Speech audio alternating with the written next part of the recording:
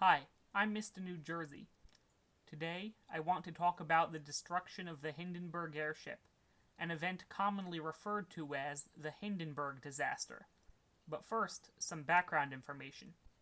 The time between World War I and World War II, roughly spanning the 1920s and 1930s, is often referred to as the Golden Age of Flight, an era where people were absolutely fascinated by the new technology, and when flight heavily permeated popular culture.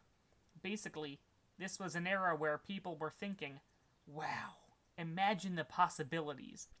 Humans can fly through the sky now. There's nothing we can't do. But all honeymoon periods come to an end eventually, and the Hindenburg disaster, along with World War II, which showed just how much destruction and misery air power can cause, ultimately brought the golden age of flight to an end. The Hindenburg was built by the Zeppelin Airship Company. The company is based in Germany and was founded by Count Ferdinand von Zeppelin in 1908. The Hindenburg first took flight in 1936, about 2 decades after Count Ferdinand's death. Airships are a type of aircraft that operate by containing bags filled with gas that is lighter than the surrounding air, allowing the airships to float above the air. The light gas in the bags is referred to as lifting gas. The Hindenburg was designed to use helium as its lifting gas, but during that era, the United States controlled much of the world's helium reserves and refused to export it. So somebody got the idea to alter the Hindenburg so that it would operate with hydrogen instead. In large part because of the US helium policy, operating airships with hydrogen was actually pretty common at the time. Although hydrogen does work as a lifting gas, it is also much more flammable than helium. After the Nazis took power in Germany, they started using Germany's airships as a form of pro-Nazi propaganda to show the might of the Nazis and of the German people. The Hindenburg was no exception. The Nazis helped fund the Hindenburg's construction, had swastikas painted on the Hindenburg's tail, and took it on propaganda tours of Germany. Eventually, however, the Hindenburg assumed its originally intended role as a commercial aircraft, ferrying people across the Atlantic, though the swastikas remained on the tail even then. The Hindenburg actually made several successful flights across the Atlantic before the flight that ultimately downed it. The Hindenburg was a very nice ship for the passengers who went on it. It had a dining room, a pressurized smoking room, and cabins with beds for the passengers. Note that at this time, air travel wasn't as fast as it is now, and transatlantic flights on an airship like the Hindenburg would take a few days rather than a few hours. The flight that ultimately destroyed the Hindenburg departed from Frankfurt, Germany on May 3, 1937, en route to the Naval Air Station Lakehurst in Manchester Township, Ocean County, New Jersey. The flight was supposed to land at around midday on May 6, but the landing was delayed significantly due to bad weather. While waiting for the bad weather to pass, the Hindenburg was flown over New York City and the Jersey Shore to allow locals to see it. Many stood on the ground and waved up at the airship as it passed. Remember that this was the golden age of flight, and seeing an airship fly above your town wasn't nearly as common as seeing airplanes fly above towns today. It was a new and cool experience for a lot of the onlookers. By 7 p.m., it was time for the Hindenburg to land at the Naval Air Station. But, as the Hindenburg was nearing the ground, it caught fire. The fire started near the back of the ship, and eventually spread up to the front, engulfing the whole ship as it crashed to the ground.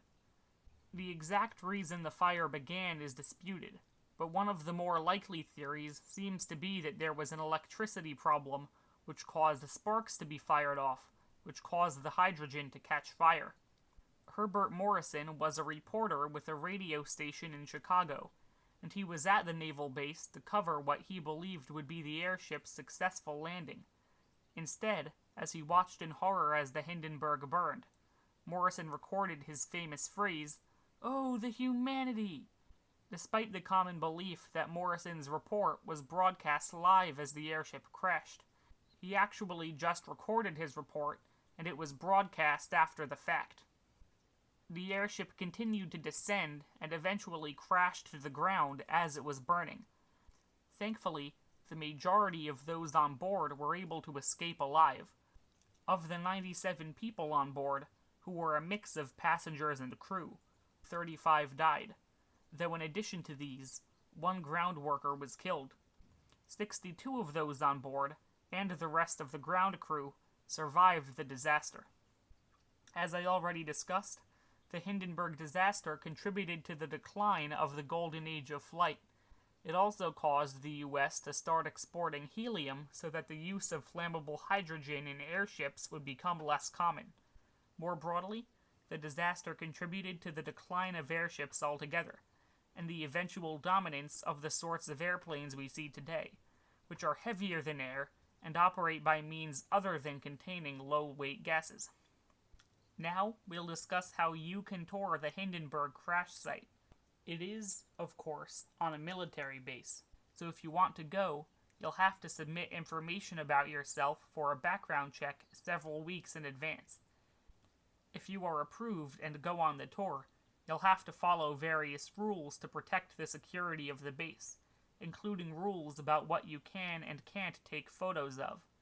In addition, the tours can be cancelled at the last minute if necessary for military operations. The tours themselves are run by the Navy Lakehurst Historical Society, and begin at a place called the Cathedral of the Air, which was built for the use of those stationed at the base.